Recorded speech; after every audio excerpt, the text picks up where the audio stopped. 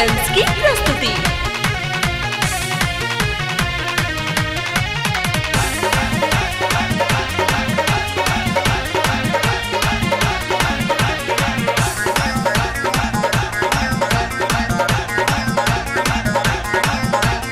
Chitra films की प्रस्तुति।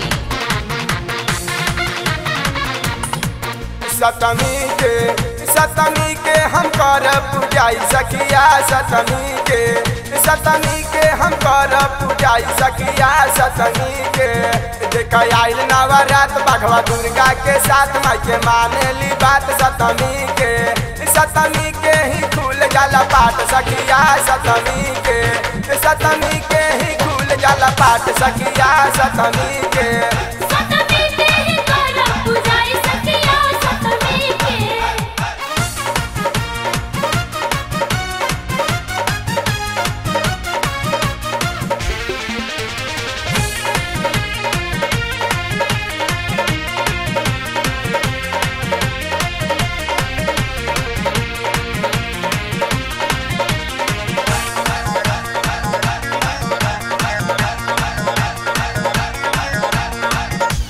हमर मानल बा मनौती सैया आइल बाड़न नैहर पूजा धूम धाम से करब मेला घूमे जाइब मैहर।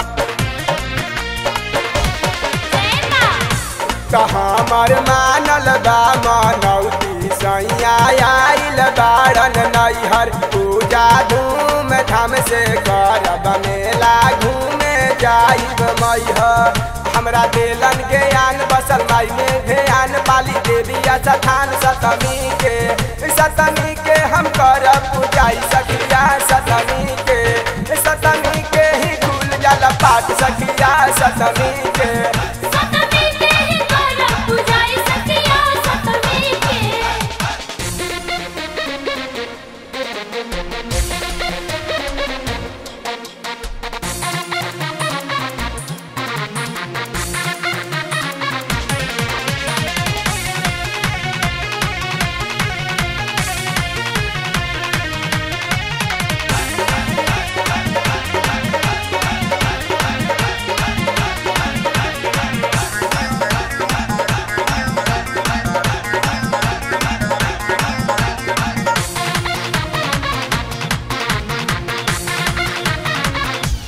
जवन मंगनी तवन मैया दिल के पूरा कैलन लालसा नारियर चुनारी ले जाइब हम बैठाइब माई भी कलसा।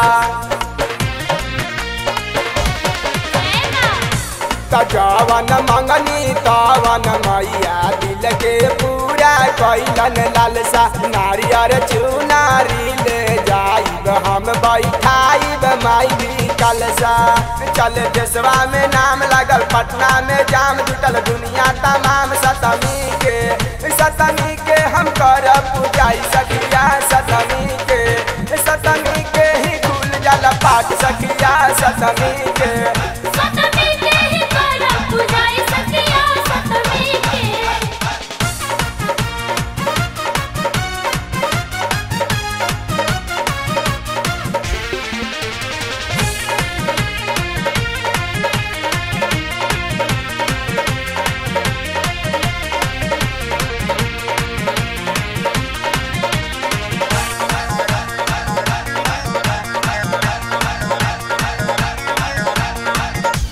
हमर साइया सतेंदर पर करेलन विचार घिउ के दिया देखाई हाथवा जोड़ के दूनो खा।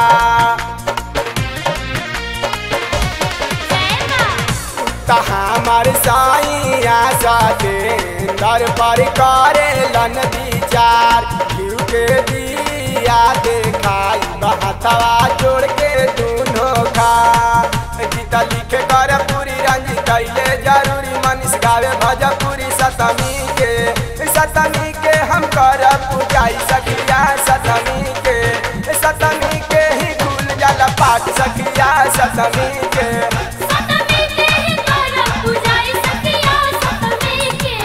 सतमी के हम कर कर पूजाई सखिया सतमी के, सतमी के हम कर पूजाई सखिया सतमी के।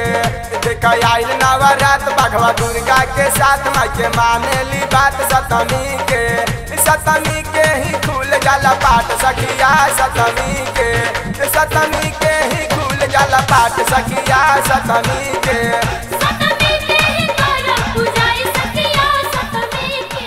Chitra films recording studio. हमारा नंबर है 9308170621।